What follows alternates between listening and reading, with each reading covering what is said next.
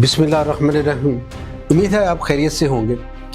नाजरीन, बाज़ औक़ात एक जुमला, एक बयान, एक ट्वीट ऐसे दरवाज़े खोल देता है जो पूरी दुनिया की ताकत के तवाज़ुन को समझने में मदद देते हैं। हालिया दिनों में सदर डोनाल्ड ट्रंप ने ईरान के हवाले से एक धमकी दी और उन्होंने कहा कि हम आपको पत्थर के दौर में पहुँचा देंगे। इसके रद्द-ए-अमल में ईरान ने भी कहा कि अमेरिका ईरान को पत्थर के दौर में भेज दे, लेकिन ये जारहाना बयानिया है और हम इसे कबूल नहीं करते, क्योंकि हम हज़ारों सालों से यहाँ पे मौजूद हैं और अब आगे भी मौजूद रहेंगे।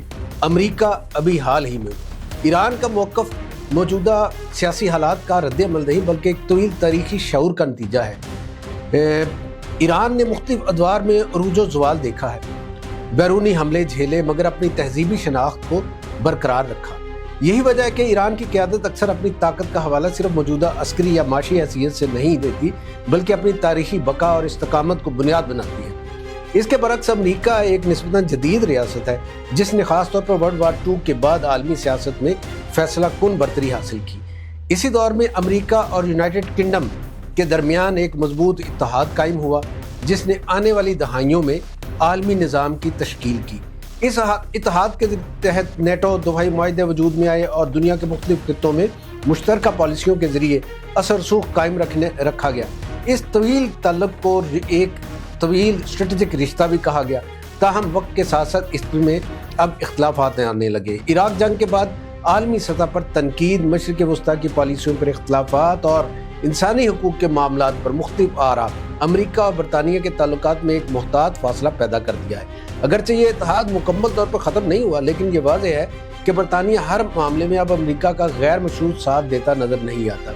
ये तब्दीली दरअसल इसके रुझान और आलमी निज़ाम में अमरीका के किरदार के हवाले से अमरीका को आज कई सतहों पर चैलेंजेस का सामना है। माशी मैदान में चाइना तरक्की कर रहा है, आगे बढ़ रहा है, जो ना सिर्फ तिजारत बल्कि टेक्नोलॉजी और इंफ्रास्ट्रक्चर में भी अपनी मौजूदगी मजबूत कर रहा है। अस्करी और जोग्राफी सतह पर रशिया मुख्तलिफ तनाज़ात में अमरीका के मुकाबले खड़ा है, जबकि मशरिक़ वस्ता में ईरान जैसे ममालिक अपनी खुद मुख्तारी पर जोर देते हुए अमरीकी असर रसूख को चैलेंज कर रहे हैं। इसके साथ साथ अमरीका के अंदरूनी सियासी इख्तलाफात और माशी मसाइल भी इसकी आलमी पोजीशन पर असरअंदाज हो रहे हैं। इन तमाम अवामिल के बावजूद ये कहना दुरुस्त नहीं कि अमरीका की ताकत ख़त्म हो रही है।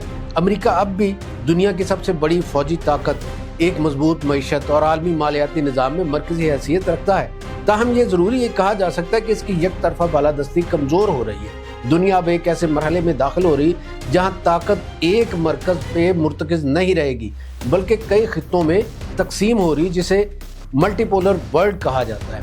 इस नए निज़ाम में चीन, रूस और दीगर इलाकाई ताकतें अहम किरदार अदा करेंगी और इसके साथ साथ इलाकाई इत्तेहाद और इक़्तिसादी ब्लॉक्स भी आलमी फैसलों पर असरअंदाज होंगे। ये तब्दीली किसी अचानक इनकलाब के ज़रिए नहीं बल्कि एक तदरीजी अमल के ज़रिए वक़ूअ पज़ीर हो रही है, जिसमें पुराने इत्तेहाद नए मुफादात के मुताबिक ढल रहे हैं।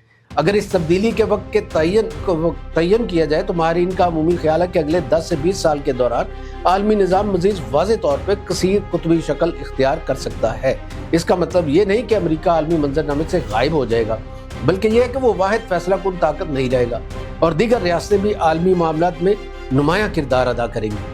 आखिर में ये कहना मेरा ख्याल मुनासिब होगा कि ट्रंप ने जो ईरान को धमकी दी, ये महज बयान नहीं था, बल्कि एक ऐसी दुनिया की अक्कासी थी जो तब्दीली के अमल से गुजर रही है।